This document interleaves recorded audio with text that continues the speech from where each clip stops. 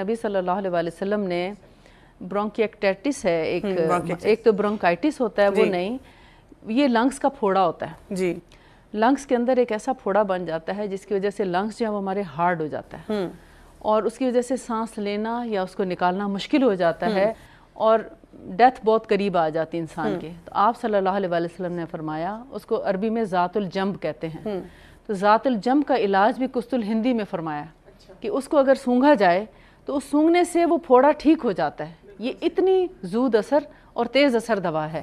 تو پھر کنجیشن اور باقی چیزیں تو بہت معمولی سی چیزیں ہیں بالکل، جو اتنے بڑے پھوڑے کو ٹھیک کر سکتی ہے، جس کا علاج سرجری کے علاوہ دنیا میں ابھی تک کوئی نہیں، کیونکہ وہاں جا کے اینٹی بائیوٹک بھی نہیں کام کرتی. تو بالآخر وہ اتنا لنگ کاٹ دیا جاتا ہے. لیکن ہمیں طب نبوی میں اتنا فائدہ ہے کہ لنگ بھی کٹنے سے بچتا ہے، اس کے اوپر اٹھنے والے اخراجات سے بھی ہمیں بچاؤ ہے. اور آپ فرسٹ ایڈ کے طور پر کر کے تو دیکھیں، انشاءاللہ اللہ تعالیٰ مدد کرے گا. اس میں تکلیف میں جیسے جیسے افاقہ ہو تو آپ بھرپور پورا فائدہ بھی اٹھا سکتے ہیں. اور اگر آپ سمجھتے ہیں کہ آپ کی تکلیف جو ہے وہ برداشت سے باہر ہو رہی ہے، بالآخر سرجری تو ہے.